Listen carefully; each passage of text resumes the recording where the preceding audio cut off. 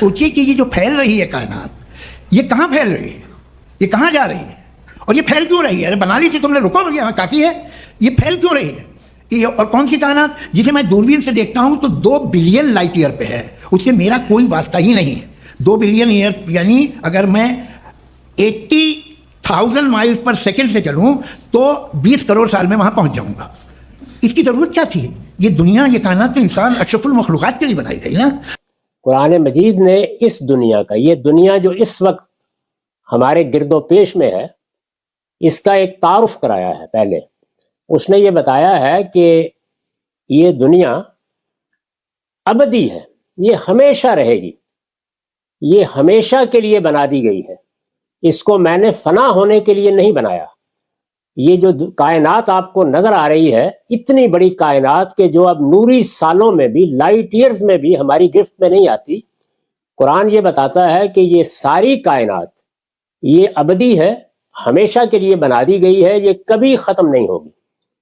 वो ये कहता है कि ये इसलिए बनाई गई है कि मैंने अपनी बनाई हुई मखलूक़ात को इसमें हमेशा के लिए आबाद करने का फैसला किया, उनको ख़त्म करने के लिए नहीं, मारने के लिए नहीं, हमेशा की ज़िंदगी देकर उनको इस दुनिया में बसाने का फैसला किया।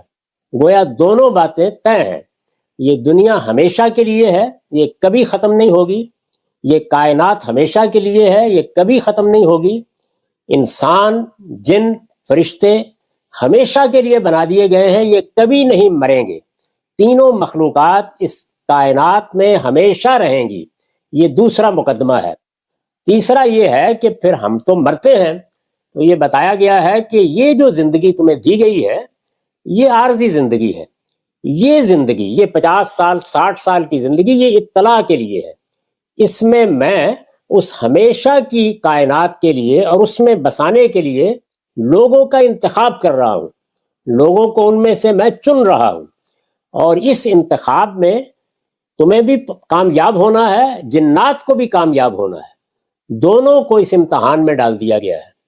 तो कुरान ये बताता है कि मौजूदा दुनिया को समझना चाहते हो तो इब्तला के उसूल पर समझो, कायनात को समझना चाहते हो तो दवाम के, हमेशगी के उसूल पर समझो। वो अपनी असल के लिहाज से कामिल है, इब्तला के लिए उसमें नकाइस पैदा कर दिए गए हैं इम्तहान के लिए। तो मौजूदा आर्जी ज़िंदगी, ये ज़िंदगी आर्जी है, कायनात आर्जी नहीं है। जब क़यामत बर्पा होगी तो इस कायनात को ख़त्म नहीं किया जाएगा, बल्कि एक नई शेप दे दी जाएगी, एक नई दुनिया में बदल दिया जाएगा, और इसको उस दुनिया के, यानी हमेशा की दुनिया के लिए सही बना दिया जाएगा। देखिए कुरान के अल्फाज है, यौम तुबद्दलुल अर्ज़ु गैरल अर्ज़ि वस्समावात। हम इन्हीं ज़मीन और आसमानों को उठाएंगे और उठाकर एक नए ज़मीन और आसमान में बदल देंगे। ये नहीं कहा कि ये ख़त्म हो जाएंगे। अलबत्ता ज़िंदगी यहाँ फ़ानी है और ये एक वक्त में ख़त्म होगी और फिर नई ज़िंदगी की इब्तिदा हो जाएगी। तो ये दुनिया इब्तला के उसूल पर बनी है, और असलन पूरी कायनात वो दवाम के उसूल पर बनाई गई है।